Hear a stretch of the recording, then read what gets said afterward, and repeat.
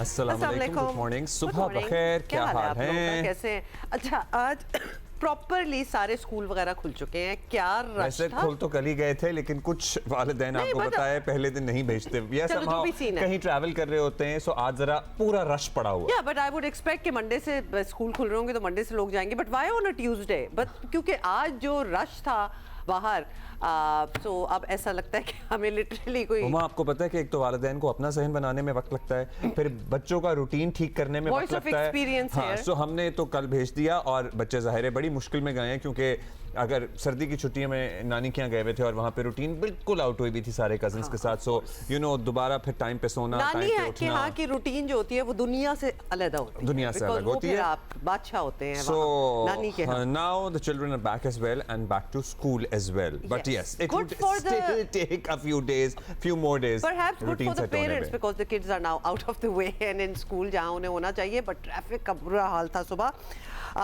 but good, हमारा मौसम बड़ा अच्छा है, वेरी नाइस। और सुना है कि इस्लामाबाद, लाहौर और गिरदो नवा में बहुत ठंड हो चुकी है, क्योंकि वो बारिश वाला सीन था ना पिछले हफ्ते का। बारिश में जरा सर्दी जो है वो जरा कम हो जाती है, और फिर जब खुश्क होता है, बारिश खत्म होती है, then it's like all out. और पहाड़ों पे बर्फबारी भी हो रही है।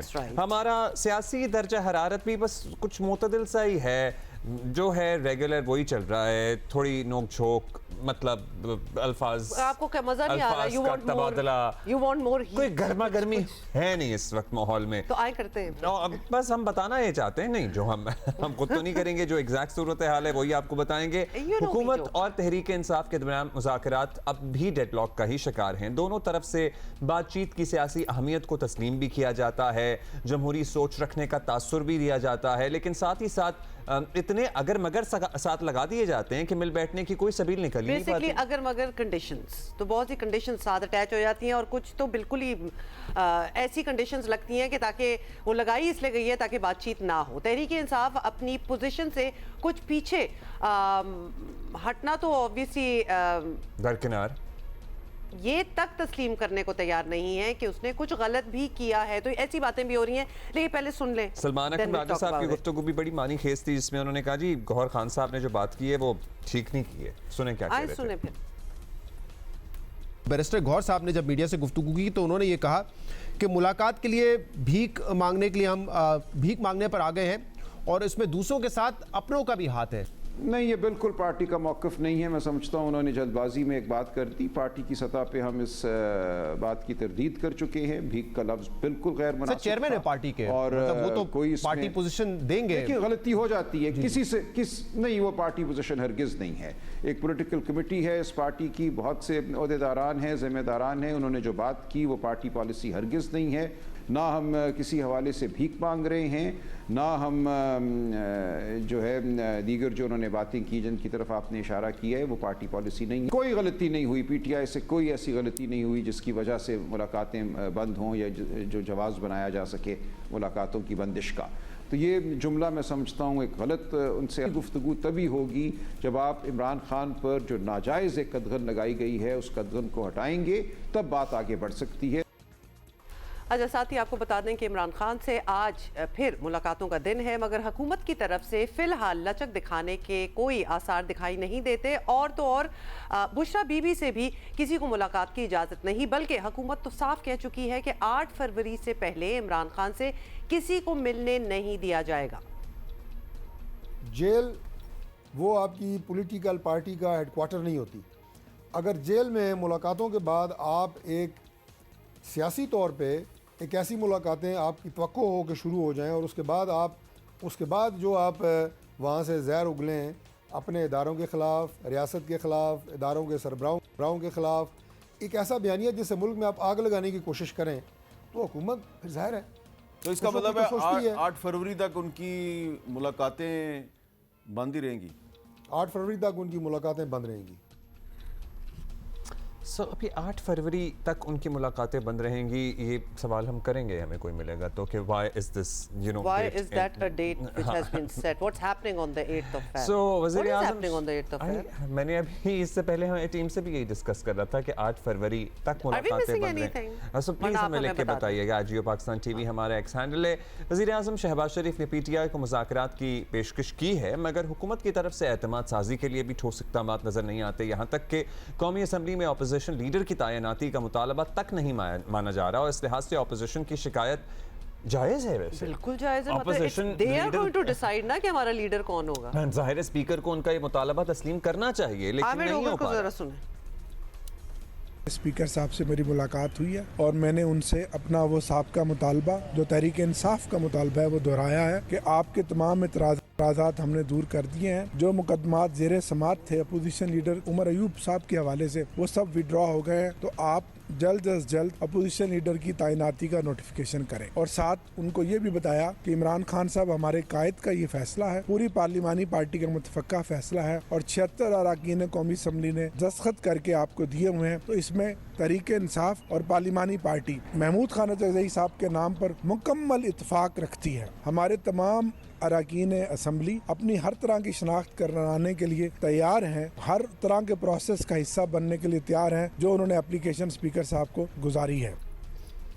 सो 8 फरवरी को दरअसल आपको याद है ना, इलेक्शंस हुए थे और उसके बाद जो मौजूदा सेटअप है ये मारिज़ वजूद में आया था एज एन इंतखाबात के नताइज के, तो उसकी वो 2 साल की वो उसके एनिवर्सरी शायद ये एक हुकूमत के सहन में डेट है कि चूंकि 8 फरवरी के इंतखाबात को तस्लीम नहीं करती पाकिस्तान तहरीक इंसाफ, तो उसके बाद मुलाकात की इजाज़त हो। हाँ, क्योंकि ज़ाहिर है एहतजाज कर सकते हैं, कोई प्लान बना सकते हैं, ये भी एक वजह हो सकती है। मेरे जहन में तो यही तौजीह है 8 फरवरी तक। ये बहुत पेटी बात होगी अगर ऐसा हुआ। Sorry, it needs to be said. Now Tehreek Insaf की तर्ज सियासत जो भी रही हो, लेकिन वो अब तक निज़ाम में ना सिर्फ मौजूद है बल्कि साथ चलने को भी तैयार है। So this is a fact that needs to be acknowledge. हुकूमत अपनी पेशकश में संजीदा है, तो मुज़ाकरात की फ़िज़ा हमवार करने के लिए इसे कुछ ना कुछ मुस्बत इशारे देने होंगे। इसी पे ज़रा बात करते हैं। राना सनाउल्लाह आपको पता है हमारे साथ मौजूद होते हैं इन मामलात पे डिस्कशन के लिए। मुशीर हैं वज़ीर आज़म के बराए सियासी उमूर। राना साहब थैंक यू। राना साहब, हर हुकूमत की तरह मौजूदा हुकूमत की भी ख्वाहिश है सियासी इस्तेहकाम की, मुज़ाकरात की ऑफ़र भी हुकूमत की जानिब से आई, फिर मंतक तो यही है ना कि तहरीक इंसाफ का मेज़ पर आना भी आपकी ख्वाहिश होनी चाहिए, और ज़ाहिर है सियासी इस्तेहकाम का वाहिद रास्ता भी यही है। एक और भी राय है कि वाहिद रास्ता यही है कि इमरान खान से किसी की मुलाकात को और ना रोका जाए, और आज फिर मुलाकातों का दिन है। सो कुछ लचक दिखा सकते हैं, कुछ ऐसे सिग्नल्स दे सकते हैं जिससे मुज़ाकरात की राह हमवार हो सके। देखिए, जहाँ तक मुलाकात का तल्लक है तो उसके बारे में एक पिटीशन जो है वो पीटीआई ने इस्लामाबाद हाई कोर्ट में की थी, और वहाँ पे इस्लामाबाद हाई कोर्ट के बेंच ने एक तरीक़ाकार जो है वो मुकर्रर कर दिया, जिसमें वो लिस्ट वाला मामला भी है और 6 बंदों के नामों वाला मामला भी है, और साथ ही इस्लामाबाद हाई कोर्ट के बेंच ने, मोअज़्ज़ज़ जज साहबान ने, वह वो एक तरीक़ाकार तय किया कि मुलाकात के बाद वहाँ पे जो एक्टिविटी जो है वो नहीं होगी, जिस तरह से एतराज़ था इंतज़ामिया की तरफ से कि वहाँ पे जो है वो पूरा जो है वो हल्ले गुल्ले का माहौल होता है, वहाँ पे प्रेस कॉन्फ्रेंस होती है और फिर वहाँ पे आपस में इनकी लड़ाइयाँ भी होती हैं, फिर 1-2 वाक़यात भी हुए, कोई अड्डे वगैरह फेंकने का भी इशू हुआ। तो उस पे जो सेक्रेटरी जनरल हैं सलमान अकरम राजा साहब, इन्होंने बाकायदा अंडरटेकिंग दी हुई है वहाँ। अब अगर ये उन रूल्स की, अपनी अंडरटेकिंग की जो है वो ये पासदारी करें तो मुलाकातों में तो कोई इशू नहीं है। ये उज़्मा खान साहबा की जो पिछले दिनों मुलाकात हुई है, तो उसमें मुलाकात से पहले उनको रियलाइज़ करवाया गया कि ये हाई कोर्ट का हुक्म है, ये आपकी जो है वो अंडरटेकिंग है, तो आप मुलाकात फरमाएं, और उसके बाद फिर इन चीज़ों के से जो है वो आप थोड़ा जो है वो गुरेज करें, ताकि आइंदा आपकी मुलाकात भी होती रहे और उसके बाद दूसरों का भी जो है वो रास्ता खुल जाए। लेकिन उन्होंने मुलाकात करने के बाद फिर वही मामला जो है वो किया जो वो पहले से करते आ रहे हैं। तो इसलिए मुलाकात जो है उसमें जो है ये अगर अपनी अंडरटेकिंग की पासदारी करें, रूल्स का और कानून का जो है वो पासदारी करें, तो उसमें कोई रुकावट नहीं है। और अगर वो समझते हैं कि हाई कोर्ट के हुक्म की जो है वो पासदारी नहीं हो रही, तो फिर क्यों नहीं जाते ये कंटेम्प्ट, ये हाई कोर्ट में कंटेम्प्ट दायर करें कि जी जेल हुकाम जो है वो इसकी पासदारी नहीं कर रहे। अच्छा राना साहब, वो सब कुछ तो ठीक है, लेकिन इमरान खान चलें, सियासी इशू होगा उनके साथ। बुशरा बीबी तो खातून है और उनकी फैमिली को भी मिलने नहीं दिया जाता, तो बुशरा बीबी के लिए भी लचक नहीं दिखाएंगे या शायद उनकी मुलाकातें हो जाएं? दोनों मियाँ बीवी का इशू जो है वो जॉइंट ही है, और दोनों के मतलब जो है वो हाई कोर्ट ने जो तरीक़ाकार तय किया है, जिस तरह से मैंने अर्ज़ किया है, तो वो दोनों के ऊपर जो है वो एक ही तरह से इम्प्लीमेंट होगा। अगर वो इस दफ़ा जो मुलाकात हुई है तो दोनों इकट्ठे थे, इमरान खान साहब भी और उनकी अहलिया मोहतरमा भी, तो उन दोनों को इसकी पासदारी जो है वो करना होगी। अगर वो नहीं करते तो फिर रूल्स में तो ये चीज़ जो है वो जेल एडमिनिस्ट्रेशन का इख्तियार है कि अगर कोई वहाँ पे हवालात या कैद में बंद जो आदमी है वो अगर रूल्स को फॉलो नहीं करता, तो वो इस कंसेशन को या इस फैसिलिटी को जो है वो वक्ती तौर पे या पार्ट टाइम जो है वो रोक सकते हैं। अच्छा, आप कह रहे हैं जी उन पे भी रूल्स लागू होते हैं, मुलाकातों के तो एक ही रूल्स लागू होते हैं सब कैदियों के लिए। हाई कोर्ट के इस फैसले की रोशनी में आप कह रहे थे कि कुछ ख़ास है। चलिए, अभी आप लोग नहीं तैयार, हम यही अख़ज़ कर रहे हैं मुलाकातें खोलने के लिए। अब मुलाकातें मुमकिन नहीं हैं तो कोई और इक़दाम कर सकते हैं एतमाद साजी का, जैसा कि तहरीक इंसाफ आपसे बारहा ये कह रही है कि अपोजिशन लीडर वगैरह ही लगा दें। अब उस अमल में ताख़ीर से आपकी नीयत पर शक तो होता है? नहीं, देखिए, इसमें अब हुकूमत की नीयत के ऊपर जो है वो किसी किस्म का डाउट जो है वो बिल्कुल नहीं होना चाहिए। देखिए, प्राइम मिनिस्टर ने on the floor of the house जो है वो ऑफर की, और उसके बाद उसको जो है वो 2 मरतबा कौमी असम्बली में अजलास के दौरान दोहराया है। उसके बाद ये कोई 4थी मरतबा उन्होंने कैबिनेट के अजलास में जो है वो दोबारा जो है वो रीइटरेट किया अपनी जो है वो दावत को। अब उसके बाद आगे से जो है वो इस किस्म की गुफ्तगू होती है। पहले कहा गया कि जी इनके पास तो इख्तियार ही नहीं है, फिर उसका जवाब दिया गया हमारी तरफ से कि भाई प्राइम मिनिस्टर जब इस किस्म की ऑफ़र करते हैं तो वो उन्होंने इस्टेब्लिशमेंट को या अपने पार्टी लीडर को जो है वो एतमाद में लेके ही उन्होंने ऑफ़र किया, तो आप इसको एक्सेप्ट करें और आप बात शुरू करें और बैठें टेबल पे आगे। अच्छा, अब जो है वो उन्होंने एक और नई जो है वो बात शुरू कर दी है। अब वो कह रहे हैं कि जी देखें, जब भी हम किसी तहरीक का अनाउंस करते हैं तो ये आगे से जो है वो मुज़ाकरात की बात करते हैं। यानी नेक नीति से प्राइम मिनिस्टर की तरफ से जो ऑफ़र उन्होंने उस दिन कैबिनेट के इजलास में की, अब उसे उन्होंने इस तरफ ले गए हैं कि जी ये तो इसलिए की गई है कि हमारी जो तहरीक है ना वो हमने शुरू करनी है, और शायद वो समझते हैं कि ये तहरीक हमारी जो है वो बड़ी ज़बरदस्त कामयाब होने जा रही है, तो लिहाजा ये हुकूमत ने जो है वो हमें ये जो है वो गलत तरीके से ट्रैप करने की कोशिश की है। तो चलें, फिर ये 8 फरवरी की जो तहरीक है पहिया जाम की, उसको फिर करके देख लें। उसके बाद जो है वो दोबारा जो है वो इनसे बात कर लेंगे। लेकिन जो उनका ये है कि जी पहले हमें मुलाकात करवाएं, उसके बाद फिर हम मनाएंगे। भाई ऑफ़र जो है वो तो प्राइम मिनिस्टर ने की है, इसमें मनाने वाली कौन सी बात है।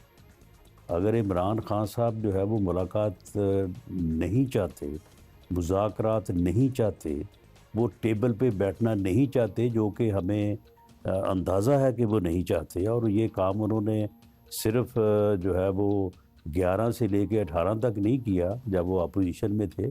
उन्होंने 18 से लेके 22 तक जब वो वज़ीर आज़म थे, उन 4 सालों में भी उन्होंने जो है वो मुज़ाकरात की बात या टेबल पे बैठने की बात उन्होंने बिल्कुल नहीं की। और जब कभी भी उस वक्त बात हुई तो उन्होंने आगे से जो है वो उनका एक अजीब रवैया होता था कि जी मैंने तो आपको छोड़ना ही नहीं है, आप मुझसे एनआरओ चाहते हैं, मैं तो आपके साथ नहीं बैठूँगा।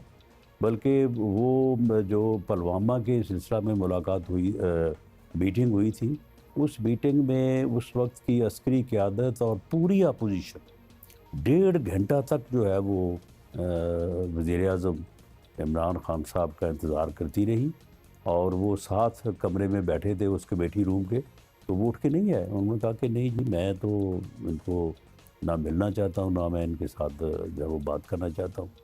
तो अगर वो नहीं मान रहे, अगर सूरत हाल ये है, तो फिर मेरा ख्याल है कि उन्हें मनाने की ज़हमत नहीं करनी चाहिए। ठीक है, जब वो मान जाएंगे तो ठीक है, फिर टेबल पे बैठ के मुज़ाकरात हो जाएंगे। अगर वो उनका रवैया वही है जो इससे पहले पिछले 12-15 साल से है, तो फिर ठीक है, ये उनका अपना फैसला है। Actually, there's so much history as well between the two parties as well. Give and take होगा तो फिर दोनों साइडें मानेंगी, क्योंकि कुछ वो नहीं मानते, कुछ आप लोग नहीं मानते, तो आगे बात चलेगी कैसे? और अगर हुकूमत के अंदाजे के मुताबिक इमरान खान ने किसी सूरत नहीं मानना, जो आपने कह ही दिया है, तो इसी ट्रैक पर ये अगर उन्होंने रहना है, जो आपके मुताबिक रियासत से टकराव का रास्ता है, तो फिर आगे क्या है? क्या तहरीक इंसाफ की बतौर जमात और बतौर खैबर पख्तूनख्वा हुकूमत बका दाव पर है? क्या सोच रखा है? मतलब ऑब्वियसली आप लोग काफ़ी फार साइटेड हैं, बातचीत तो हो नहीं रही, देन व्हाट्स नेक्स्ट? इसमें अंदाज़ा तो हमारा यही है कि वो वही पॉलिसी जो उनकी है उसी पे वो रहेंगे, और उसके मुताबिक अगर वो अपोजिशन में हो तो हुकूमत से बात नहीं हो सकती, और अगर हुकूमत में है तो अपोजिशन से नहीं हो सकती। ये पाकिस्तान की पार्लिमानी तारीख़ में ये मेरा ख़्याल है दुनिया में वाहिद मिसाल है। दुनिया में जहाँ कहीं भी डेमोक्रेटिक और ख़ास तौर पे पार्लिमानी जमहूरी सिस्टम है, वहाँ पे कभी हो ही नहीं सकता कि कायदे अवान जो वज़ीर-ए-आज़म होता है वो लीडर ऑफ द अपोजिशन से या अपोजिशन से मुकालमा ना करे, उनके साथ बैठ के बात ना करें। ये पाकिस्तान में हुआ है 4 साल के वज़ीर-ए-आज़म ने अपोजिशन के साथ बात तो क्या करनी है, उन्होंने टेलीफोन तक नहीं किया अपोजिशन लीडर को। तो अगर उन्होंने इस बात पे रहना है और उन्होंने रियासत से टकराने का ही जो है वो रास्ता अपनाना है, तो इसमें बहरहाल हम तो इसकी जो है वो तईद नहीं करते और हम ऐसा बिल्कुल नहीं चाहते। लेकिन अगर उन्होंने यही रास्ता इख्तियार किए रखना है, तो मेरी एक पॉलिटिकल वर्कर के तौर पे मेरा ये अंदाज़ा है कि ये इससे उनको नुकसान होगा। न सिर्फ उनकी पार्टी की जो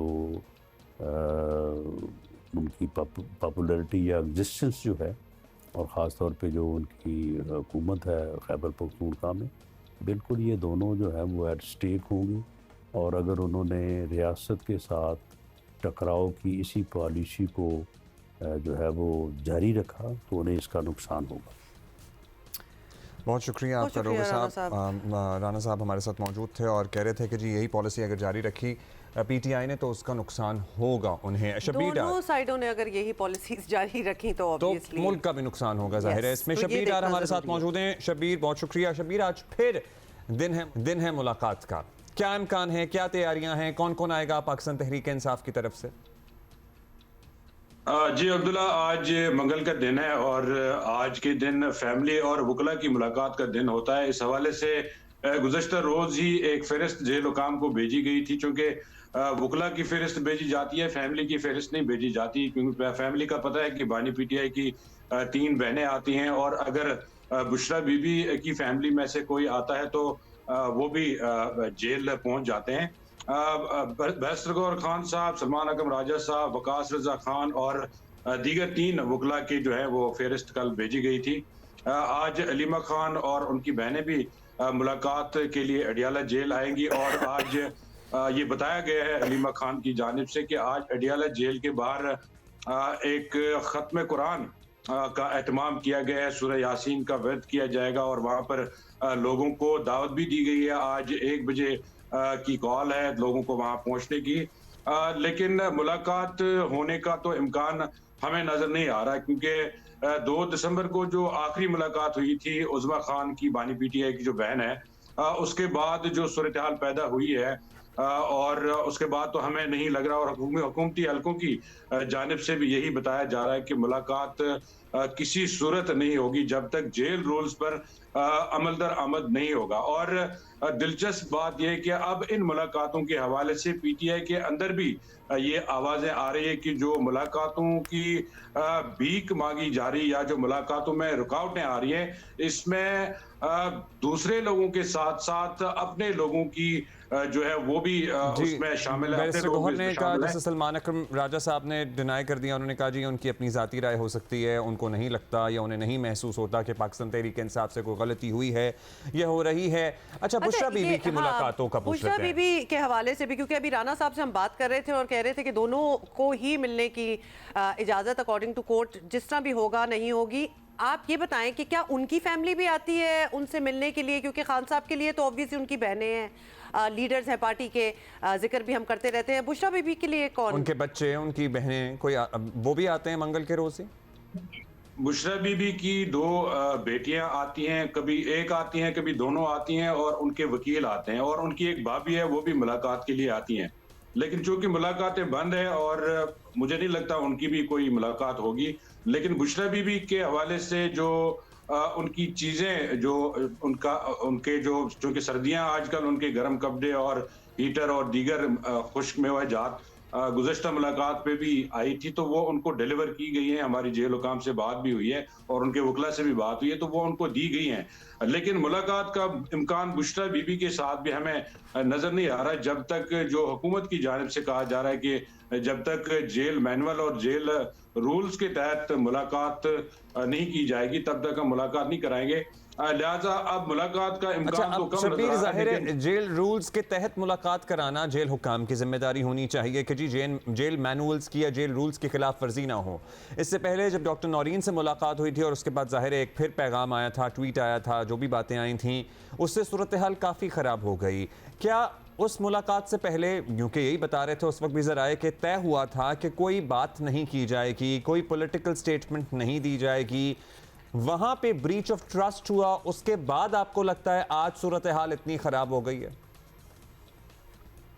देखिए, इमरान खान साहब की जो बहनें हैं, खास तौर पर अलीमा खान, उन पर ना ही पार्टी का कंट्रोल है ना ही किसी लीडर का कंट्रोल है। यही वजह है कि जो मुलाकात 2 दिसंबर को हुई थी उसमें बैरिस्टर गौहर खान साहब की तरफ से कोशिशें की गई थी, जो वजारत दाखिला से मुलाकात की इजाज़त मिली थी, उसमें ये कमिटमेंट दी गई थी जो मुलाकात होगी उसके बाद बाहर सियासी गुफ्तगू या इस तरह की गुफ्तगू नहीं की जाएगी जो कोई प्रॉब्लम क्रिएट करेगी। लेकिन जब मुलाकात हुई और उसके बाद जब बाहर गुफ्तगू हुई तो उसमें आपने देखा कि क्या क्या अलगाबात वहाँ पे उठाए गए और जो इल्जामात लगाए गए।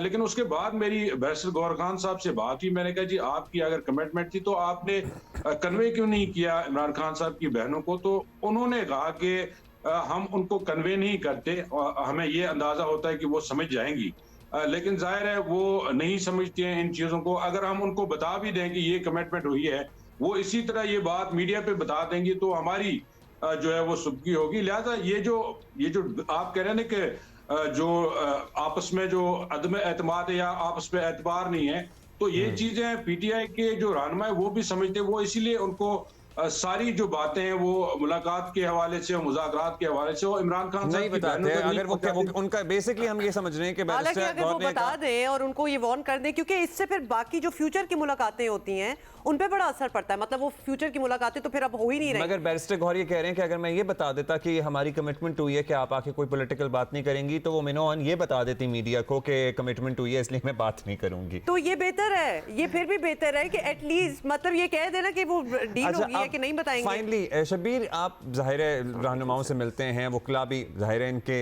वकला और इनकी लीडरशिप, बैरिस्टर गौहर खुद इनके चेयरमैन हैं पार्टी के एक्टिंग। 8 फरवरी को लेकर जो हुकूमत को खदशात हैं या 8 फरवरी तक एटलीस्ट मुलाकातें बंद हैं, राना सना भी हमारे साथ मौजूद थे, वो कह रहे थे कि जी पहिया जाम करके देखना है तो देख लें।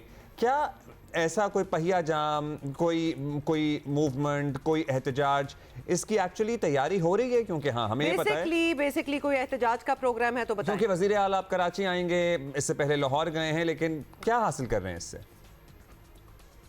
देखिए, बज़ाहिर तो जो सुहेल आफरीदी के दौरे हैं, उन्होंने लाहौर का दौरा किया और वो कल परसों कराची भी जा रहे हैं। ऐसा लग रहा है कि वो वार्म अप मैच खेल रहे हैं और बड़े एहतजाज की तैयारी तो हो रही है। लेकिन जो पीटीआई के अंदर इस वक्त जो सूरत हाल है उसको देखकर मुझे नहीं लगता कि कोई बड़ी एहतजाजी तहरीक का आगाज होगा या कोई बड़ा एहतजाज होगा, क्योंकि पीटीआई के अंदर एक ग्रुप कह रहा है कि मुफाहमत की तरफ जो है हमें जाना चाहिए, और पीटीआई का एक एक्स पीटीआई ग्रुप है जिसमें फवाद चौधरी साहब है, इमरान इस्माइल साहब हैं, वो कोशिश कर रहे हैं कि किसी तरह जो मामला सेटल हो। इसी तरह जो अलीमा खान का जो इस वक्त जो उनका जो ग्रुप है got it, Shabir, sorry, that's all the time we have, लेकिन despite all the claims, indicators यही बता रहे हैं कि शायद कोई बहुत बड़ी तहरीक as such नहीं हो सकती, बट कोशिश हो रही है उसकी। कोशिश हो रही है।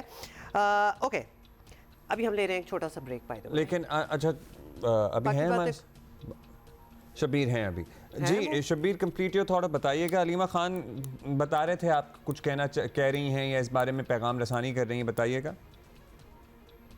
देखें, अलीमा खान जो है वो एक तो मुज़ाकरात के बिल्कुल खिलाफ है, और उनने 2-3 दफा इस बात का बरमला इजहार किया कि जो मुज़ाकरात की बात करें लोग, वो ना ही इमरान खान के साथी हैं ना वो पार्टी के लोग हैं।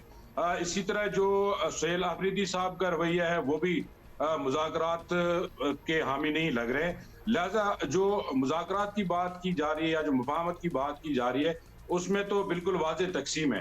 अब जो एहतजाजी तहरीक है, अगर सुहेल आफरीदी साहब या अलीमा खान साहब एहतजाज की तरफ जाते हैं, जो पीटीआई के अंदर मुफाहमत वाला ग्रुप है या जो इस वक्त हमारी बात रोजाना होती है तो वो कहते हैं जी ये तरीका जो है ये हमने आजमाया हुआ है, और 2-3 एहतजाज 26 नवंबर पहले भी हुआ है, लेकिन उसके नतीजे में हमें हासिल कुछ नहीं हुआ, उल्टा हमें नुकसान ही हुआ है।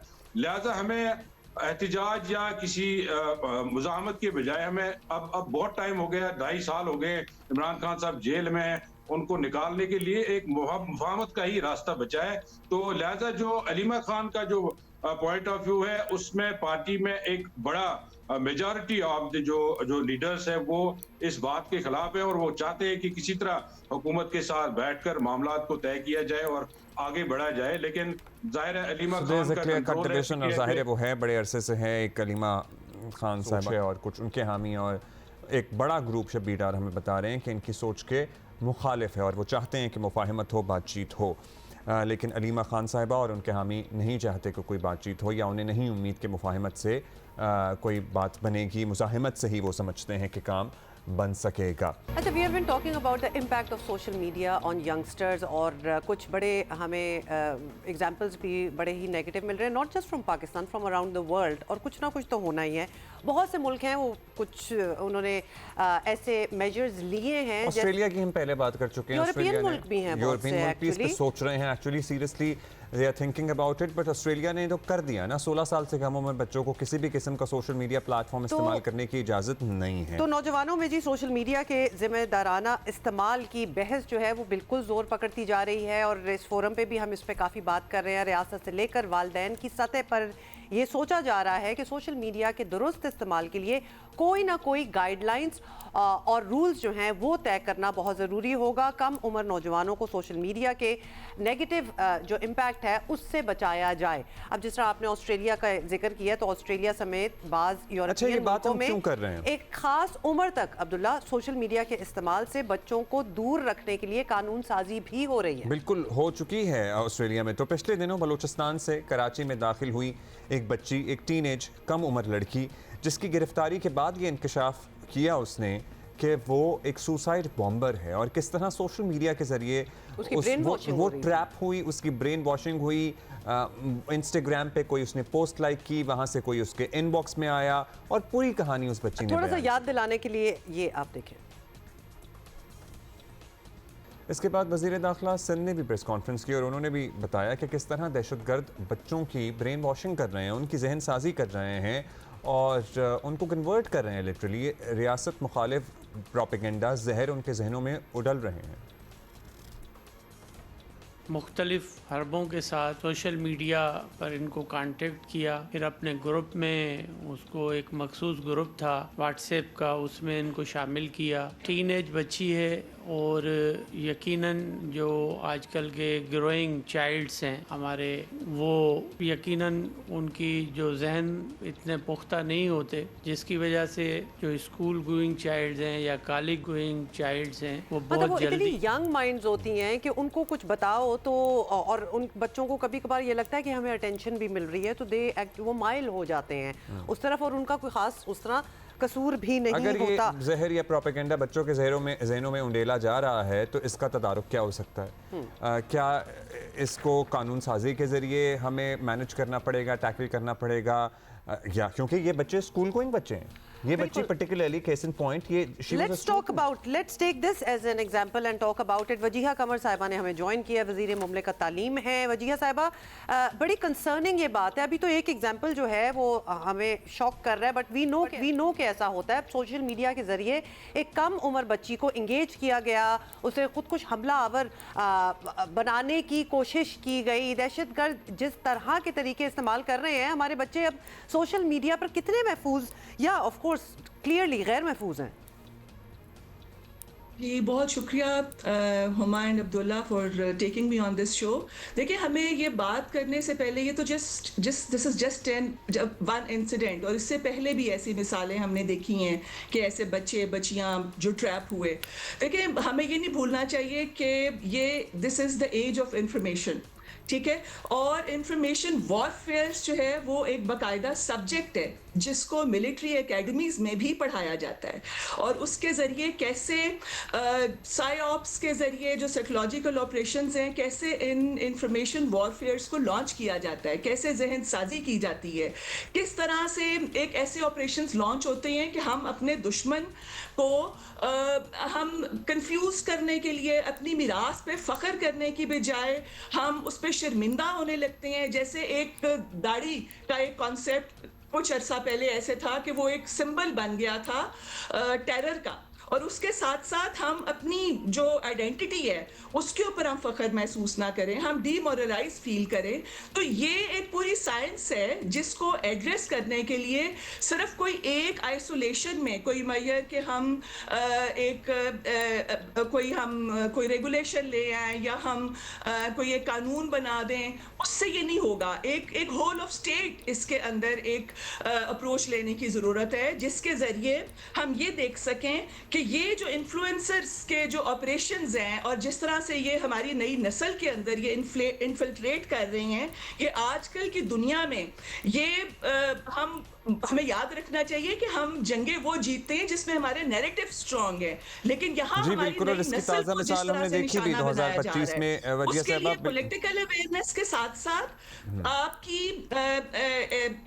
तमाम एक पेरेंट्स हैं, आपका सोशल सिस्टम है, आपका करिकुलम है, आपकी मिनिस्ट्रीज हैं, टीचर्स हैं, एक कंप्लीट 360 डिग्रीज एक अप्रोच की जरूरत है। तो वजीर साहब पूरी ओवरहॉलिंग की बात कर रही हैं, मतलब जिसमें तरबियत भी आ जाती है। इस ओवरहॉलिंग के बगैर देखें ये आइसोलेशन में नहीं हो सकता। जहां तक एक सवाल आपसे पूछना है वजीर साहिबा, एक सवाल आपसे पूछना है, क्योंकि आप ज़ाहिर है स्टेट मिनिस्टर फॉर एजुकेशन हैं, क्या कोई ऐसी तजवीज़ ज़ेर गौर है? क्योंकि दुनिया में हमने देख लिया, ऑस्ट्रेलिया ने तो कर दिया कि 16 साल से कम उम्र बच्चों को सोशल मीडिया इस्तेमाल करने की पाबंदी है, इजाज़त नहीं है। हम ये भी नहीं चाहते कि हमारे बच्चे कुएं के मेंढक बन जाएं और उन्हें पता ना हो कि दुनिया में क्या चल रहा है। बिल्कुल बैलेंस, तो क्या कुछ ऐसा सोचा जा रहा है कि हाँ जी कोई सर्टन एज लिमिट तो हो, या वालिदैन को एटलीस्ट ये तरगीब दी जाए?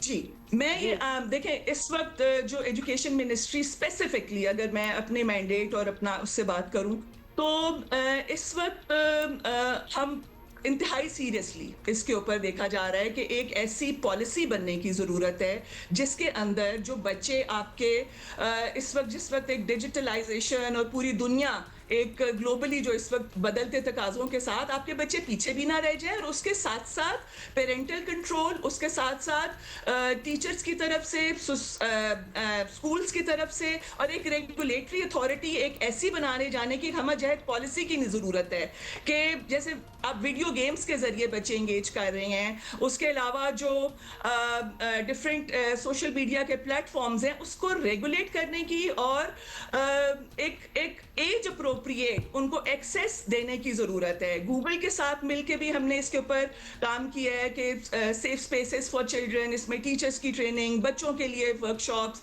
और उसके साथ साथ एक जो और किया जा रहा है कि एक कोहेजन के लिए, और उसके साथ साथ एक इंटरफेथ इंटर सेक्टोरल उस कोहेजन के लिए अब जैसे ज़ल्मे लीग के साथ मिलके मदरसा लीग का इनेकाद किया गया है, ताकि बच्चों के अंदर एक पॉजिटिविटी और एक्टिविटीज जिसके अंदर वो परफॉर्म कर सकें, उसके अलावा वजीर साहिबा एक बच्चों में प्लेटफॉर्म्स ही उनके लिए एक अकेली एंटरटेनमेंट हो।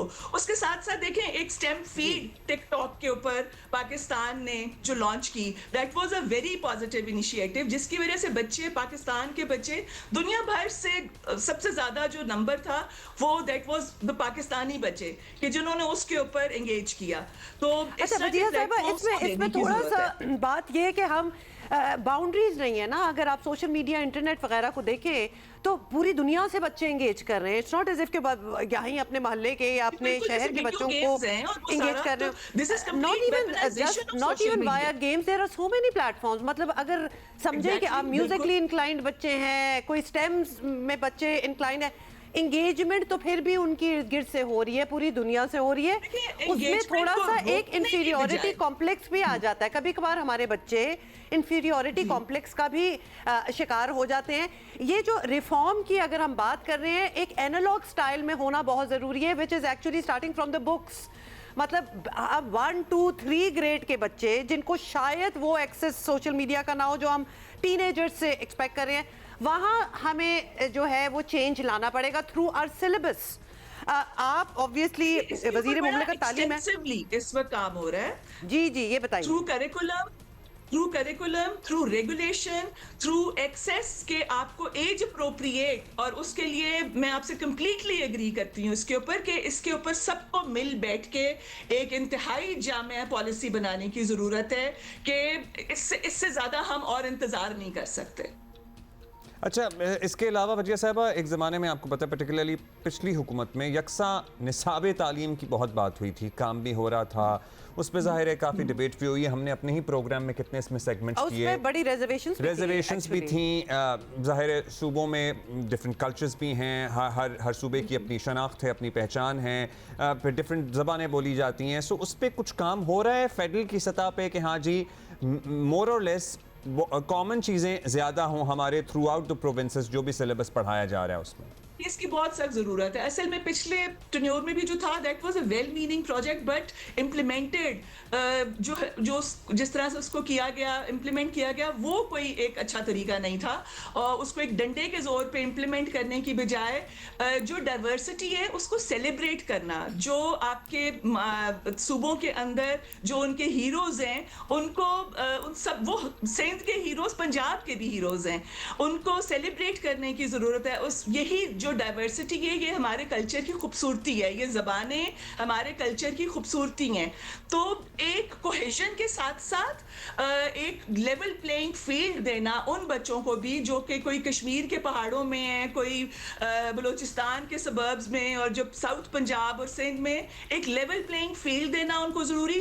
और उसके बाद बच्चों को उन किताबों में तस्वीरों के जरिए तमाम माशरे के रुख दिखाना, जिसमें हमारे यहाँ शख्सी आज़ादी भी है, खवातीन किस खातून ने हिजाब लेना है, किस खातून ने दुपट्टा पहनना है, किस खातून ने अपनी मर्जी का लिबास तन करना है, ये चीजें भी उन किताबों पे डिपिक्ट होनी चाहिए। मतलब उनकी नजरों के सामने होना चाहिए ताकि कोई शक की गुंजाइश नहीं रहे। हम गलत गए वहां पर, जो गलत हुआ ना वो यही था कि एक ऐसी तस्वीर जिसके ऊपर सबसे ज्यादा जो तकलीफ होती थी देख के कि बच्ची जमीन पे कल को वो बच्चा थोड़ा सा बड़ा होके किसी बैंक में किसी खातून को सूट पहने हुए देखेगा तो वो उसको वो जो हम एग्जांपल जैसे देख चुके हैं। Having said that I am going to stop you here Wajiha Qamar साहिबा, ये खूबसूरती है हमारे माशरे की। जी एब्सोल्युटली, बहुत शुक्रिया फॉर योर टाइम। और ये डेफिनेटली वो टॉपिक है जिस पे we really need to speak about much more and we'll have obviously हम और ओपिनियंस भी लेंगे इसमें। ये जो सेलिब्रेटिंग डाइवर्सिटी की आपने बात की है, मतलब एक ये मुद्दा जो है ना, यही हम समझ लें तो क्या बात होगी, मतलब बहुत ही बेस्ट हो जाएगा. But anyway, alright, Abdullah has some cricket news. Pakistani fast bowler Zaman Khan का बिग बैश लीग की फ्रेंचाइज ब्रिस्बेन हीट से मुआहिदा हो गया है. ब्रिस्बेन हीट ने फास्ट बॉलर शाहीन आफरीदी के मुतबादिल के तौर पर जमान खान को स्क्वाड का हिस्सा बनाया है, लेकिन शाहीन आफरीदी की जरा हमें फिक्र है क्योंकि हम चाहते हैं कि वो ठीक हो जाए. उनके घुटने की इंजरी का वो शिकार है. अच्छा, जमान खान जो है वो BBL में हफ्ते को सिडनी थंडर्स के खिलाफ होने वाले मैच के लिए दस्तयाब होंगे और जमान खान पाकिस्तान की जानिब से 10 T20 और 1 वनडे इंटरनेशनल मैच खेल चुके हैं. दूसरी जानिब आपको ये भी बता दें, BBL के दौरान शाहीन आफरीदी का रिहैब चल रहा है. अभी लाहौर की नेशनल क्रिकेट एकेडमी में उनका रिहैब जारी है. इस उम्मीद और इस दुआ के साथ, और ये दोनों प्लेयर्स हमारे लिए सर्टनली बहुत इंपॉर्टेंट हैं कि वो दस्तयाब होंगे हमें बिफोर द वर्ल्ड कप. और जमान खान इसलिए क्योंकि उनको ऑब्वियसली BBL में एक्सपोजर इट्स रियली आपको बड़ा बिल्ड करता है आर क्रिकेटर्स व्हेन दे गो. और फिर आपको पता है कि लीग भी बहुत बड़ी है. और डेथ ओवर के एक्सपर्ट ज़ाहिर हैं, हमें लगता है वो हैं और हैं भी. सो या और दोनों हैं ये कहाँ के? लाहौर कलंदर के ऑफ कोर्स. फिर आपको पता है ना कि अभी कल परसों PSL का ड्राफ्ट भी होना है, so that auction is going to take place as well. It's exciting times for cricket. और ये बात हम कर रहे हैं 1-2 दिनों से कराची को दहशतगर्दी का निशाना बनाने की एक के बाद एक साजिश पकड़ी जा रही है. चंद दिन पहले खुदकुश धमाकों की नीयत से कराची में दाखिल होने वाली नौजवान लड़की पकड़ी गई, मगर कल जिस तरह दहशतगर्दी का एक नेटवर्क पकड़ा गया है वो बज़ाहिर नाकाबिले यकीन सा लगता है. दहशतगर्दों ने शहर में बड़े पैमाने पर दहशतगर्दी का मंसूबा बना रखा था, जिसे नाकाम बना दिया गया. कराची में बल्दिया रईस कोर्ट से 2000 किलो, अंदाजा करें 2000 किलो बारूदी मवाद बरामद किया गया. दहशतगर्द यहां बारूदी मवाद लाकर जमा कर रहे थे. गिरफ्तार 3 दहशतगर्दों के कब्जे से 1 ट्रक, 30 से जायद ड्रम और 5 सिलेंडर कब्जे में लिए गए हैं. बारूदी मवाद नाकारा बना दिया गया है. एडिशनल IG CTD जुल्फ़िकार लाड़क ने और DIG CTD अजहर महेसर ने बताया कि गिरफ्तार दहशतगर्दों का ताल्लुक कलदम BLA कमांडर बशीर ज़ेब नेटवर्क से है. DIG CTD असफर महेसर ने बताया कि गिरफ्तार मुल्ज़िमान की निशानदही पर इनके दीगर साथियों की गिरफ्तारी के लिए भी कोशिशें की जा रही हैं. दहशतगर्दों के ठिकाने से जो चीज़ बरामद हुई हैं उसमें 1 अदद मज़दा ट्रक जो एक्सप्लोसिव से भरा हुआ और तैयार था, जिसको मौका से कब्ज़ा में लिया गया. 30 से ज़ायद प्लास्टिक के बड़े ड्रम जिसमें एक्सप्लोसिव था. 5 सिलेंडर जैसे CNG की गाड़ियों के फुल साइज़ बड़े सिलेंडर होते हैं जो एक्सप्लोसिव से भरे हुए हैं. 2000 किलोग्राम से ज़ायद बारूदी मवाद, प्राइमर कार्ड्स, डेटोनेटर जो मुख्तलिफ़ इक़साम के हैं, इन तमाम की बरामदगी कर ली गई है. ये जितना भी टेररिज़म और ये एक्टिविटी प्लान की गई है, इसमें बशीर ज़ेब BLA का जो है वो नेटवर्क है और बैरून मुल्क इसकी तमाम प्लानिंग की गई है. और इसमें जो फैसिलिटेटर्स हैं और जो हैंडलर्स हैं उनकी निशानदही हो चुकी है, जिसकी गिरफ्तारी के लिए मुख्तलिफ़ टीमें इस वक्त काम कर रही हैं. अच्छा जी, ये आपने सुन लिया. साथ ही आपको बताएं कि सिक्योरिटी ज़राए ने बताया है कि गिरफ़्तार कैसे किए गए दहशतगर्द जो हैं उनकी निशानदही किस तरह हुई और फिर मज़ीद कई छापे भी मारे गए और कई अफराद को हिरासत में लिया गया, जिनमें ख़वातीन भी शामिल हैं. कोई शक नहीं रहा कि दहशतगर्दी कराची में बड़े पैमाने पर तबाही की मनसूबाबंदी कर रहे थे दहशतगर्द, और हर बार वो नए अंदाज में दहशतगर्दी को की कोशिश करते हैं. तो बड़े इनोवेटिव आइडियाज भी होते हैं. करना चाहेंगे CTD को, प्रीमियर इंटेलिजेंस एजेंसी को, जिनका उन्होंने भी जिक्र किया कि कानून नाफिज करने वाले इदारों के, जिन्होंने बड़ी बरवक्त कार्रवाई की है और शहर को बहुत बड़ी तबाही से मचाया है. 2000 किलोग्राम बारूदी मवाद है, जिसमें कुछ यहाँ बनाया जा रहा था, कुछ पहाड़ों से स्मगल किया जा रहा था. सो सर्टनली इसकी छानबीन अभी मजीद हो रही है. राहील सलमान हमारे साथ मौजूद हैं. हमारे साथ ही राहील, बताइएगा, ज़ाहिर है कल प्रेस कॉन्फ्रेंस भी हुई, कल सुबह हमने अपने ही प्रोग्राम में खबर भी दी थी. सबसे पहले अब तक क्या पेशरफ्त हो सकी है, या तफ्तीश में इब्तदाई तौर पर क्या बात सामने आ रही है? कोई स्पेसिफिक एरिया था जैसे ये दहशतगर्द टारगेट करना चाहते थे क्या? और दूसरा वो जिस हम लड़की का बच्ची का बात कर रहे हैं, वो टीनेजर जिसको वो कनेक्टेड है, ये जो 2000 किलो बारूदी मवाद मिला, ये सारे लिंक्ड हैं ये दोनों केसेस. देखिए, हुमा और अब्दुल्ला, एक उर्दू में कहावत है कि खामोशी किसी बड़े तूफान का पेश खैमा होती है। तो कराची में 6 अक्टूबर 2024 के बाद से जो एक खामोशी थी, उसको इंटेलिजेंस एजेंसियों ने, इंटेलिजेंस नेटवर्क ने, काउंट ऑफिस करने वाले इदारों ने महसूस कर लिया था और वो उसी तगदो में लगे हुए थे कि ये जो प्लानिंग की जा रही, जो कि कई महीनों से की जा रही थी, उसको किसी तरह ब्रेक किया जा सके। तो ये कोई किसी एक दिन की कार्रवाई या कोई एक छापामार कार्रवाई का नतीजा नहीं था, ये महीनों की इसमें मेहनत शामिल थी। कुछ लोग उठाए गए, फिर उनकी पॉइंटेशन पर मजीद कुछ लोग उठाए गए, इस तरह से चेन टू चेन चली और फिर जाके जो है यहाँ तक पहुँचे कि बल्दिया रईस गोट पे, जो कि कई महीनों से यहाँ पर ये सामान जमा किया जा रहा था, शहर के मुख्तलिफ इलाकों में ये एक्सप्लोजिव लाया गया, वहाँ पे डंप किया गया और उसके बाद फिर इसको एक पॉइंट पे लाया गया कि जब कार्रवाई करनी थी, उससे कुछ ही दिन पहले की ये बात है, दिसंबर के लास्ट 10 डेज़ की ये बात थी कि जब उसको एक जगह पे जाके जमा किया गया। डेफिनेटली यस, इतनी बड़ी मिकदार में एक्सप्लोजिव मटेरियल शहर के अंदर नहीं लाया जा सकता, क्योंकि शहर के अंदर आने वाले रास्तों पर जो वो चेक पोस्टें हैं, काउंट ऑफिस करने वाले इदारों की चौकियाँ हैं, चेकिंग भी की जाती है, जबकि वो इलेक्ट्रॉनिकली भी की जाती है। तो ये सारी चीज़ें कि ये सब की सब कोई एक दिन में नहीं जमा हो गई थी यहाँ पर, ये तमाम की तमाम चीज़ें, इसको महीनों की प्लानिंग लगी थी। तो महीनों से ही इंटेलिजेंस नेटवर्क भी इनके पीछे लगा हुआ था, लोग उठाए गए और फिर उनकी पॉइंटेशन पर ये सारी चीज़ें रिकवर हुई। उसके बाद जो अभी इसके बाद भी जो छापामार कार्रवाइयाँ की गई, तो उसमें भी कंटिन्यू अभी बताइएगा, बीट योर थॉट। इनकी पॉइंटेशन पर भी जो है वो मज़ीद कुछ कार्रवाइयाँ की गई हैं, जिनमें ख़वातीन भी शामिल हैं, उनको भी हिरासत में लिया गया है और अभी भी इस वक्त भी जो है वो कई ऐसी टीमें काम कर रही हैं कि जो इस पूरे नेटवर्क को तोड़ने में मसरूफ़ है। अभी भी जो है वो काउंट ऑफिस करने वाले इदारे बताते हैं कि सामान की बरामदगी सिर्फ वो कामयाबी ज़रूर है अपनी जगह, लेकिन अभी भी जो इसके मास्टरमाइंड है वो अभी तक कानून की गिरफ्त में नहीं आ सके, उनकी तलाश।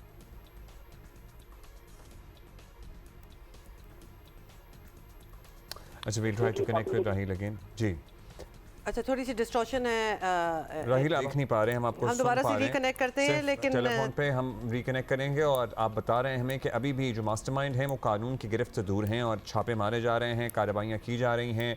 कुछ लोग वहाँ से फरार हो गए थे जब छापा मारा गया, कुछ गिरफ्तार हो गए थे और इससे पहले भी कुछ गिरफ्तार लोगों की निशानदही पर इस नेटवर्क के दीगर लोगों तक पहुँचा गया है।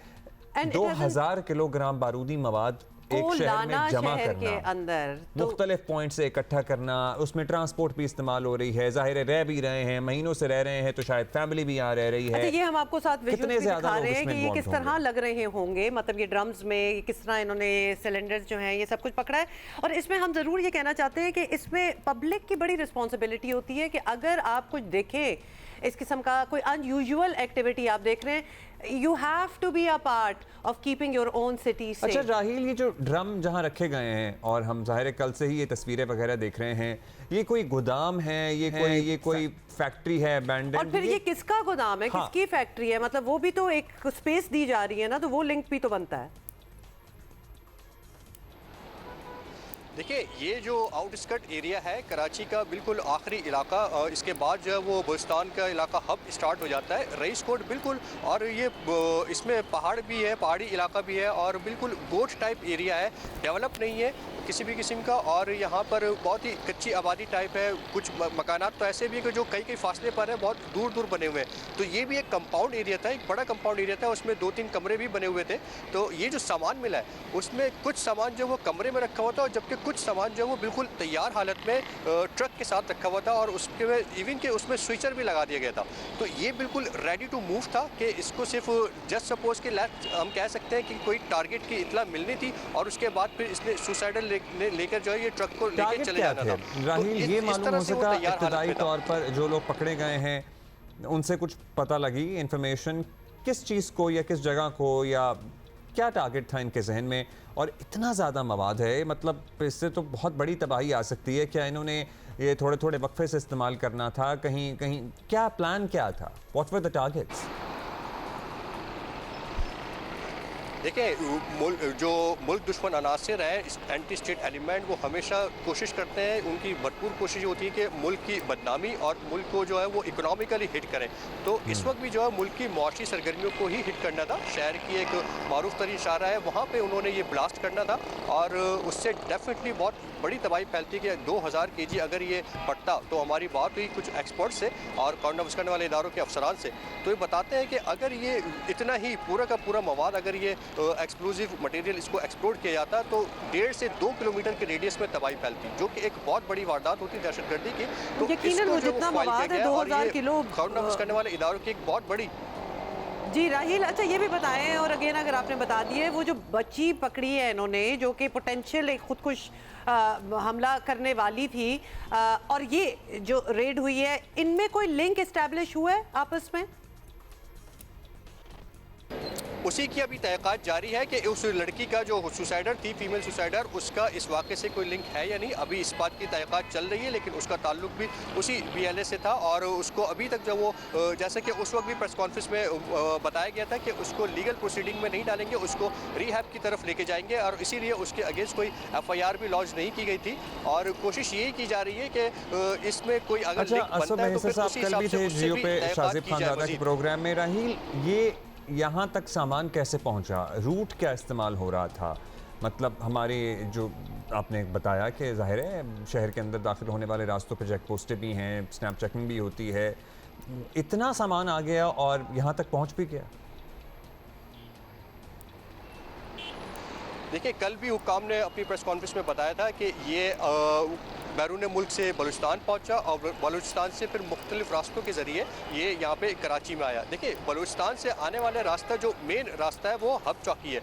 हब चौकी पे जो है वो काउंट ऑफिस करने वाले इदारों की मुश्तरका जॉइंट चेक पोस्ट भी कायम है, लेकिन उसके साथ साथ कुछ कच्चे के रास्ते हैं, कुछ खुफिया रास्ते हैं जहाँ जो कि कुछ स्मगलर भी इस्तेमाल करते हैं, और इसी किस्म के जो एंटी स्टेट एलिमेंट होते हैं वो लोग भी इस्तेमाल करते हैं उन रास्तों को। तो ये उन्हीं रास्तों के ज़रिए कराची में पहुँचा और मुख्तलिफ वक्तों पहुँचा। इस पर हमारी बड़ी डिटेल में बात हुई, तो उसका यही कहना था कि ये 2000 केजी ना एक साथ आया है और ना ही किसी एक वक्त में आया है, ना ही किसी एक रास्ते से आया है। ये मुख्तलिफ वक्तों में, जैसा कि मैंने शुरू में भी कहा कि ये महीनों से प्लानिंग चल रही थी, महीनों से प्लानिंग चल रही थी, और जो खुफिया रास्ते हैं उन रास्तों से जो ये आता रहा, इसकी ट्रांसपोर्टेशन बहुत ही शुक्र है कि पकड़े गए, शुक्र है कि पकड़े गए, बस इतना ही कहना चाहते हैं। राहिल, बहुत शुक्रिया, thank you for the updates on that. लेकिन यहाँ एक फुटनोट में जरूर हमने कहना है कि this is the responsibility of the citizens as well. बेशक आउटस्कर्ट्स ऑफ कराची हो, इनसाइड हो, कोई किसी भी शहर में आप रहते हो, अगर आपको एक अनयूजुअल सस्पिशियस एक्टिविटी नजर आ रही है and you can not figure out कि एग्जैक्टली क्या हो रहा होगा, रिपोर्ट करें, be a part of it as well.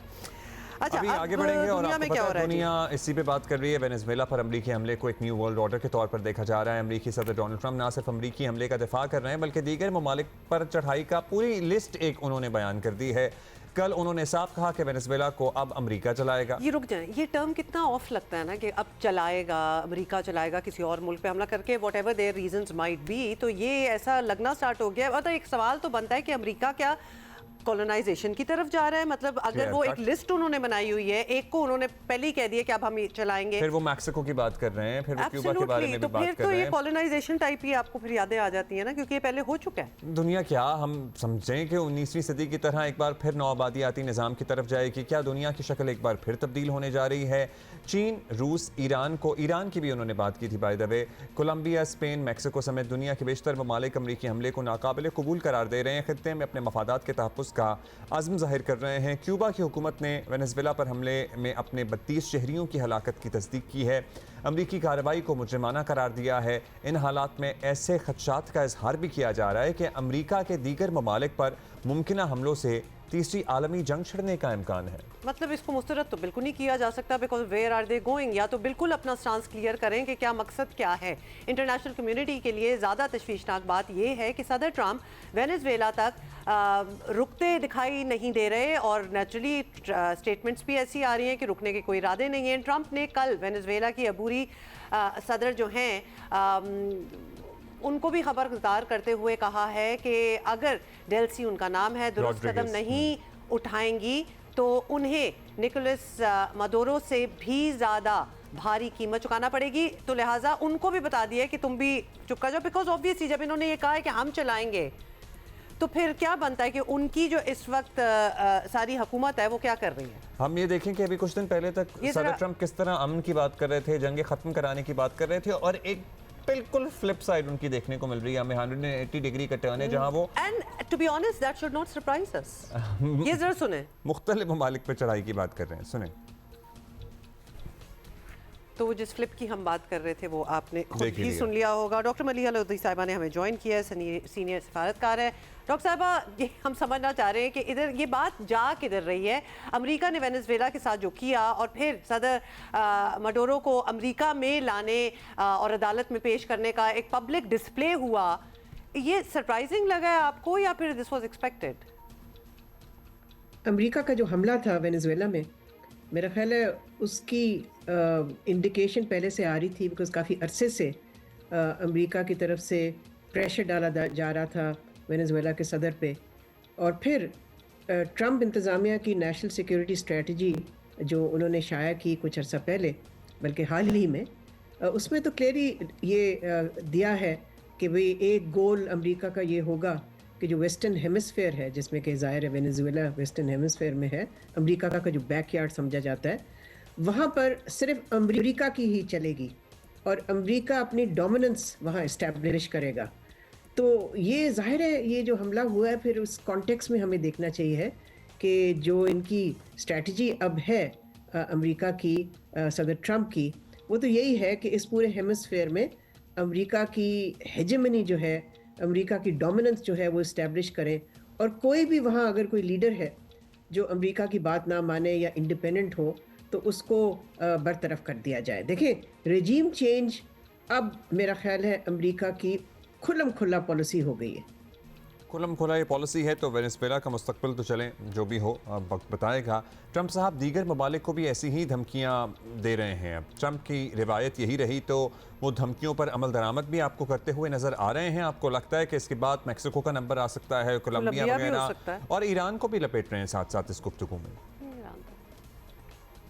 धमकियां तो सदर ट्रंप दे रहा है, लेकिन जो चीज़ सामने आई है साफ, वो ये है कि एक ऐसा शख्स जो अपने आप को अमन का सदर कहता है, मैं तो समझती हूँ कि वो जंग का सदर है। वो तो सिर्फ हमले पे यकीन रखता है, और इस तरह के थ्रेट्स करना मुख्तलिफ मुल्कों को, ना सिर्फ 3-4 साउथ अमेरिकन, लैटिन अमेरिकन मुल्कों को उसने थ्रेटन किया है, साथ साथ फिर से ये बात दोहराई कि मैं ग्रीनलैंड पे भी कब्ज़ा कर लूँगा।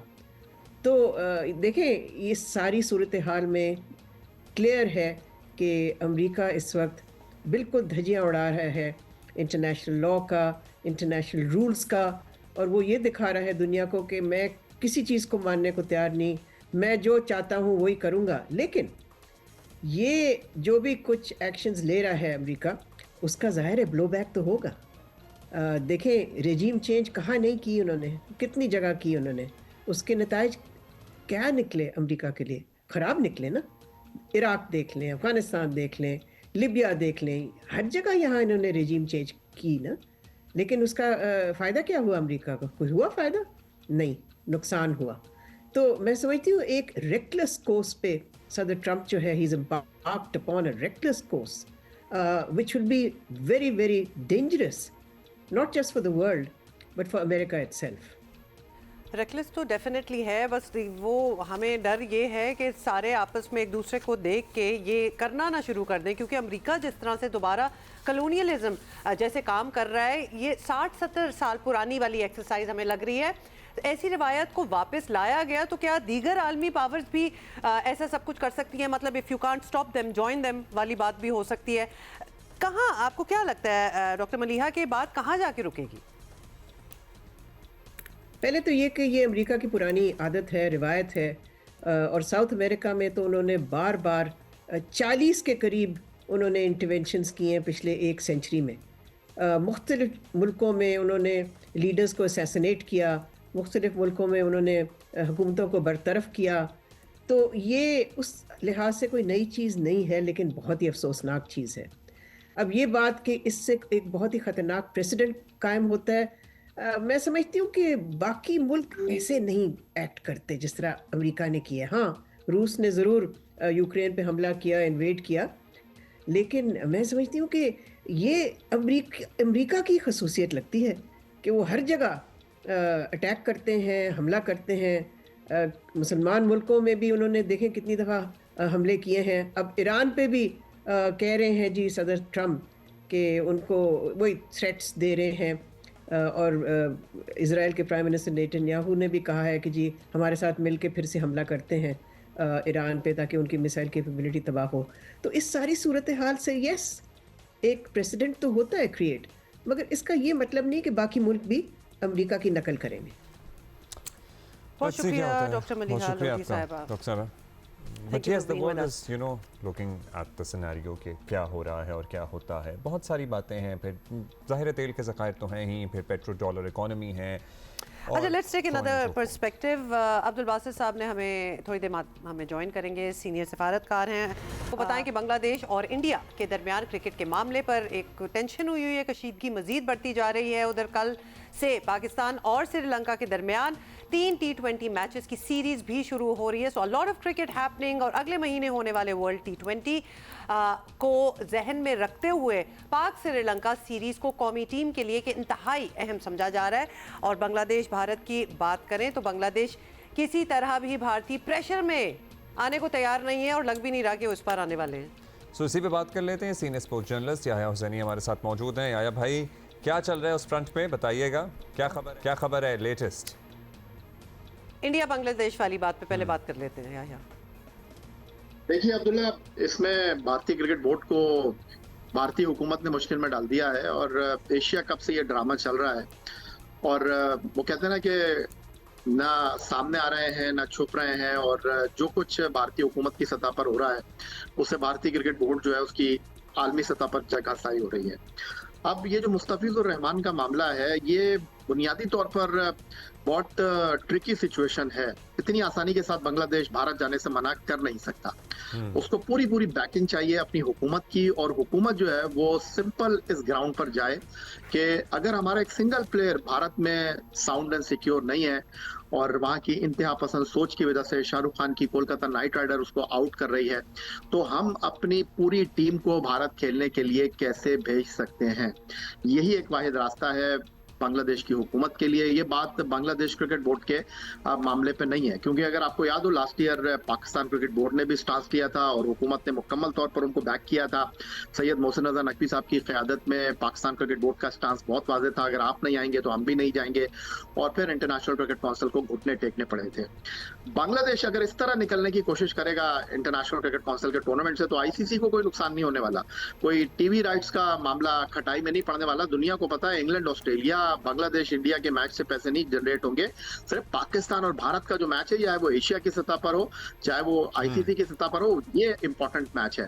तो एक वो असूली मौकफ भी होता है ना कि मतलब एक मॉरली इट इज रॉन्ग कि किस तरह उनके प्लेयर को निकाला गया है, तो ये स्टांस बनता तो है। अब whether it makes a dent in the entire system or not another story, लेकिन उनकी जो हुकूमत है वो उनको बैक कर रही है, विच इज जो कि ऐसा ही होना चाहिए। जब इज्जत ही ना हो तो क्यों जाएं? और क्या मतलब, और जाहिर है खिलाड़ियों के तहफ्फुज़ की बात है, तो क्या ये अपने मैचेस मूव कराने में कोलंबो कामयाब हो पाएंगे या फिर इनके पॉइंट्स दे दिए जाएंगे? और या फोर्स तो नहीं कर सकता ना कोई। देखिए उमा, जो इंटरनेशनल क्रिकेट काउंसिल का मुआहदा है ना, बांग्लादेश क्रिकेट बोर्ड उसमें से इतनी आराम से निकल नहीं सकता। अगर बांग्लादेश क्रिकेट बोर्ड ने स्ट्रेट अवे रिफ्यूज किया ICC को, तो उल्टा उनके ऊपर सैंक्शंस लग जाएंगी, उल्टा उनको देने पड़ जाएंगे। लेकिन अगर वो हुकूमत की सतह पर ये बात करेंगे कि हमारे प्लेयर को आप इंटरटेन नहीं कर रहे, तो हम अपनी टीम को कैसे बांग्लादेश की टीम को भारत खेलने के लिए भेज सकते हैं? हमारे खिलाड़ियों की जिंदगी खतरे में पड़ सकती है, गारंटी कौन देगा? भारतीय हुकूमत देगी। वो कहे नहीं जी, हमें इस चीज के ऊपर बिल्कुल भी अंडरस्टैंडिंग नहीं है, तो फिर भारत को टूर्नामेंट के मैच जो है वो श्रीलंका शिफ्ट करने पड़ेंगे। ये इतना आसान होगा नहीं भारत के लिए, क्योंकि भारत मुस्तकबिल में मिसाल तो हमने पहले हमारे यहाँ मौजूद है, बिल्कुल, और भारत ने भी की हुई है। तो स्टार्ट तो एक्चुअली अगर देखा जाए पीछे जाए तो वो इंडिया से ही स्टार्ट हुआ है इस चीज का। और बेसिस जो है security basis, it's a real मतलब ये बड़ी वाजिब और बड़ी जायज जिस तरह एक भारतीय इंतहा पसंदों के बयानात मुस्तफीज को लेकर, शाहरुख खान को लेकर आ रहे थे, ये ऑन रिकॉर्ड हैं। मतलब इंडिया स्ट्रेट अवे हमारे यहाँ आने से इनकार करता है। हमारे यहाँ तो कोई इंडिया के बारे में या उनके प्लेयर्स के बारे में कोई इस तरह की इंतहा पसंदाना बात नहीं करता। उनको बड़ा इशू होता है कि जी हाँ, वी आर नॉट सेफ। देखिए उमा, बात बहुत सीधी सी है कि ये बात जो है ना बहुत आगे निकल गई है। अभी UAE में IL T20 टूर्नामेंट हुआ, और वो टूर्नामेंट के मैचेस आप पाकिस्तान के पहले स्पोर्ट्स चैनल जियो सुपर पर देख रहे थे। उसमें सिर्फ एक टीम थी 6 टीमों में से, डेजर्ट वाइपर, जिसके ओनर जो थे वो अमेरिका से ताल्लुक रखते थे। बाकी 5 टीमें जो थी वो भारतीय ओनर्स चला रहे थे। उन टीमों में पाकिस्तान के प्लेयरों को नहीं लिया गया। पाकिस्तान के प्लेयर तो छोड़ दीजिए, वो लोग जो कि यूएई में रहते हैं, जो कि क्रिकेट के साथ एसोसिएट हैं, उनको स्टाफ में भी नहीं रखा गया। तो आप अंदाजा करें कि ऐसा नहीं है कि वो नहीं रखना चाहते। ये जो उस्मान तारिक हैं आपके, जो डेजर्ट वाइपर से खेले, जिनके ऊपर बड़ी बात हो रही है, ये कैरेबियन लीग में शाहरुख खान की टीम में खेल चुके हैं माजी में। लेकिन दूसरी तरफ जो सूरत हाल है वो बड़ी गंभीर है और उनके ऊपर भी दबाव था, इसलिए उन्होंने पाकिस्तान के खिलाड़ियों को नहीं रखा। और भारत इसीलिए थोड़ा सा it would not be easy for Bangladesh, but जाहिर है अगर उनकी हुकूमत उन्हें सपोर्ट करे और पूरी बैकिंग फराहम करे और इसी बुनियाद पर अपना केस पुटअप करे कि अगर मुस्तफीज़ वहाँ हमारा सिंगल प्लेयर अगर वहाँ इतना गैर महसूस करेगा या उसको आपने खड़े खड़े इस तरह निकाल दिया तो we do not feel secure. अब हम अपनी सीरीज पे बात कर लेते हैं। अपनी सीरीज पे भी बात कर लेते हैं। बाय द वे, जो अभी जस्ट टू कंक्लूड जो अभी हम बात कर रहे थे, it would be very interesting to see कि ये एक्चुअली कंक्लूड किस तरह करेगी बात। अच्छा जी, हमारे में मैचेस होने अहम इसलिए कल से शुरू हो रही है क्योंकि हमने वर्ल्ड कप भी इन्हीं पिचेस पर खेलना है, इन्हीं ग्राउंड्स पर खेलना है। सो बताइएगा हमारी ये 3 T20 मैचेस की series, what should be expect या नहीं अब्दुल्ला, बिल्कुल भी पाकिस्तान को ना उन ग्राउंड्स पर खेलना है जहां पर पाकिस्तान श्रीलंका की सीरीज हो रही है। पाकिस्तान खेल रहा है दम्बोला में। दम्बोला वर्ल्ड कप का स्टेडियम नहीं है, ना वहां पर वर्ल्ड कप के मैचेस होंगे। हाँ, आप ये जरूर कह सकते हैं कि वो मुल्क है, वहां का मौसम है, ये चीजें जो है पाकिस्तान टीम को थोड़ा सा क्लाइमेटाइज होने के लिए हो सकती हैं। लेकिन जो इत्तलात है, दम्बोला में पिछले कई दिनों से बारिश हो रही है और आज भी बारिश की पेशगोई है। आज पाकिस्तान की टीम रात को पाकिस्तान के मेयारी वक्त के मुताबिक 8 बजे अपना पहला प्रैक्टिस सेशन करेगी। कल कहा जा रहा है कि शायद बारिश ना हो। लेकिन ये बारिश वाली बात से, सॉरी मैं आपकी बात काट रही हूँ, ये हमने पहले भी सफर किया है बिकॉज ऑफ द कंडीशंस इन श्रीलंका, जहाँ कभी भी बारिश हो जाती है और फिर ऑब्वियसली बिल्कुल होती चली जाती है। कभी कभार मनसूख हो जाते हैं सारे मैचेस, कभी कभार उनको डीएलएस मेथड पे जो है वो आना पड़ता है। क्यों ये चॉइस होती है हमेशा कि श्रीलंका में जी मैचेस हों? खैर हमारा तो रीजन भी है because we are not going to India, but ये चैलेंजिंग है। नहीं, बिल्कुल आपने ठीक कहा हुमा। और अगर आपको याद हो, हमारी team last year world cup का मैच खेल रही थी, खवातीन की टीम, और हिस्ट्री क्रिएट करने जा रही थी। इंग्लैंड के खिलाफ वो मैच जीत सकते थे, लेकिन बारिश की वजह से वो मैच मुकम्मल नहीं हुआ। अब मौसम तो किसी के हाथ में नहीं है, मौसम पर तो किसी का जोर नहीं चलता। लेकिन बहरहाल जॉइंट होस्ट है श्रीलंका इस वर्ल्ड कप में भारत के साथ, और आपने देखा बड़े बड़े मैचों में जो है वो बारिश ने खेल का मजा किरकिरा कर दिया। लेकिन ये जो पाकिस्तान और श्रीलंका की सीरीज है, इस सीरीज पर खास तौर पर जो निगाहें मरकूज हैं वो शादाब खान की कारकर्दगी होगी, जो कि सिडनी थंडर को छोड़कर जो है वो श्रीलंका की सीरीज खेलने के लिए आ रहे हैं। लेकिन उनका खेलना इंपॉर्टेंट है, वो किस तरह बॉलिंग करते हैं, क्योंकि जो मेरे पास इत्तलात हैं वो एज ए स्पेशलिस्ट स्पिनर नहीं, as a batting allrounder team के साथ एसोसिएट होंगे। और उनकी वजह से जो है उस हसन नवाज, जिन्होंने लास्ट ईयर 100 किया ऑकलैंड में अगेंस्ट न्यूजीलैंड, जिनको पाकिस्तान का बड़ा प्रॉमिसिंग क्रिकेटर कहा जा रहा है, पाकिस्तान का फ्यूचर कहा जा रहा है, उनको दूध में से मक्खी की तरह निकाल कर आपने बाहर कर दिया है। और अब शादाब खान जो है उनकी टीम में इंडक्शन हुई है। ना सिर्फ शादाब खान, ये 3 मैच में नहीं जी, ख्वाजा नाफे तो बस समझ लेंगे पैराशूट से टीम में उन्होंने लैंड किया है। जो मेरे पास इत्तलात हैं, उनको खिलाना मिलाना तो नहीं है, क्योंकि जो आपके कोच माइक हैसन है उनको थोड़ा सा डाउट है उस्मान खान के ऊपर, क्योंकि रिजवान को फिलहाल तो कोई चांस नहीं मिल रहा, दरवाजा नहीं खुल रहा टीम में वापस आने का। लेकिन जो मेरे पास इत्तलात है वो ये कि ख्वाजा नाफे टीम में तो आ गए हैं, लेकिन वो कोई मैच नहीं खेलेंगे। अगर पाकिस्तान 2 अप हो जाता है सीरीज में तो शायद उनको आप तीसरा मैच खिला दें, अदरवाइज विकेट कीपर आपके उस्मान खान ही होंगे। Okay, let's see. बहुत शुक्रिया आपका, thank you Yahya for being with us. अच्छा जी, कुछ देर पहले हम बात कर रहे थे अमेरिका का ये अनाउंस करना कि वेनेजुएला को अब हम चलाएंगे, तो इस पे बहुत से सवाल उठते हैं और ये बात कहाँ रुकेगी। अब्दुल बासित साहब ने हमें ज्वाइन किया, सीनियर सफारतकार हैं। अब्दुल बासित साहब, वेनेजुएला के साथ जो अमेरिका ने किया, तासुर ये है कि ये सिर्फ तेल पर कब्जे या फिर रिजीम चेंज तक महदूद नहीं है, और सदर मदोरो जो है उनको अमेरिका ला कर सबके सामने रखना एक शो बनाने वाली बात है, पूरा स्पेक्टिकल था। You're right. तो दुनिया के सामने अपनी ताकत का इजहार भी जो है वो अमेरिका कर रहा है। अमेरिका को इसकी ज़रूरत क्या पड़ी? देखिए, नेशनल सिक्योरिटी स्ट्रेटजी जब लास्ट ईयर आई तो उससे एक बात बड़ी वाज़ेह हो गई कि पहला तो ये है कि अमेरिका जो वेस्टर्न हेमिस्फीयर है उसमें अपना असर रसूख बरकरार रखना चाहता है, और जो 1823 का मॉनरो डॉक्ट्रिन था उसको उन्होंने रेस्टोर किया, जिसका मतलब ये है कि वो किसी और पावर को नहीं देख सकते कि वो साउथ अमेरिका, लैटिन अमेरिका में अपना इन्फ्लुएंस बढ़ाएं, क्योंकि अमेरिका ने अब ये कह दिया है कि ये उनका स्फीयर ऑफ इन्फ्लुएंस है। और हमने पिछली 2-3 दिहाइयों में देखा जिस तरीके से चाइना, रशिया का इन्फ्लुएंस, ख़ास तौर पे चाइना का इस इलाके में बढ़ा, और वेनेजुएला में तो ख़ास तौर पे चाइना की बहुत इन्वेस्टमेंट भी है और बेल्ट और रोड इनिशिएटिव का वो हिस्सा भी है। फिर जिसने आपने कहा तेल के ज़खायर भी हैं और चाइना इन पे डिपेंडेंट भी है, तो अब प्रेसिडेंट ट्रम्प ने बड़े वाज़े तौर पे चाइना को भी पैगाम दे दिया है कि जी हम ठीक है, आपके यहाँ पे इन्फ्लुएंस है, आपके यहाँ पे इंटरेस्ट है, लेकिन अमेरिका के जो इंटरेस्ट हैं वो सुप्रीम हैं और हम किसी हद तक भी जा सकते हैं।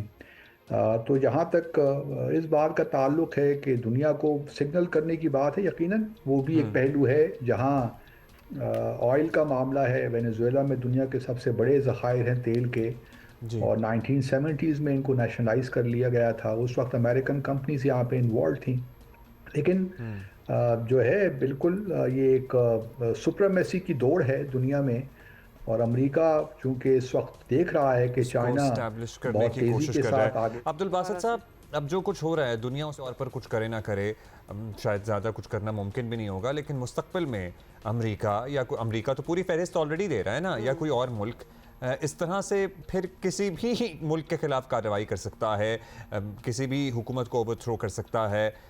हर मुल्क को ये जवाब मिल जाएगा, आपको लगता है कि ये मामला यहाँ रुक जाएगा या ये अब सिलसिला चलेगा दुनिया में? मेरा ख्याल ये है कि प्रेसिडेंट ट्रम्प की पर्सनैलिटी को सामने रखते हुए ये कहना बहुत मुश्किल है कि ट्रम्प इंतज़ामिया को अब कोई रोक सकता है। जहां वो देखेंगे कि उनके इंटरेस्ट हैं और उनको डिफेंड करना चाहिए, वो मेरे ख्याल में इस किस्म की कार्रवाइयाँ तो कर सकते हैं। लेकिन एक बात बड़ी वाज़ेह है कि अभी तक ट्रुप्स ऑन द ग्राउंड नहीं हैं। अभी देखिए एयर स्ट्राइक्स की प्रेसिडेंट माडुरो को लेकर चले गए, उसके बाद अभी तक वही डिस्पेंसेशन है वेनेजुएला में भी। जो वाइस प्रेसिडेंट थी उन्होंने इंटरिम प्रेसिडेंट का ओहदा संभाल लिया है, वही गवर्नमेंट चल रही है। अब वो किस तरह आगे मामला चलते हैं, क्योंकि प्रेसिडेंट ट्रम्प ने तो ये कहा है कि they would govern the country, rule the country for now.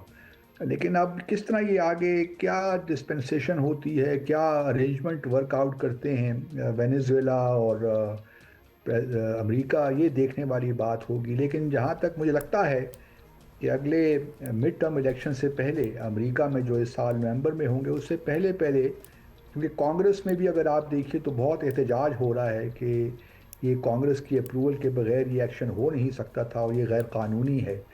तो मेरा अपना ख्याल ये है कि शायद आपको कोलंबिया के ख़िलाफ़ भी ये नज़र आए इस किस्म की कार्रवाई, और फिर ग्रीनलैंड के बारे में भी जो है मुल्कों की फहरिस्त तो उन्होंने खुद ही दे दी है अब्दुल बासित साहब, फॉर योर ओपिनियन। तो ये डेफिनेटली ऐसा ही लगता है कि वो निकलेंगे भी बाहर और लैटिन अमेरिका से भी बाहर निकलेंगे, because they have already given a list of the countries. Let's see what happens. अच्छा जी, कल से हम जो कुछ शोज हैं हम इस्लामाबाद में करेंगे, so that is good news for you people in Islamabad, because you have been asking us to come to your city. So we have decided to do that. For the next 3 days, we'll be there. Or we're going to see you tomorrow, inshallah. 9 a.m. Bye.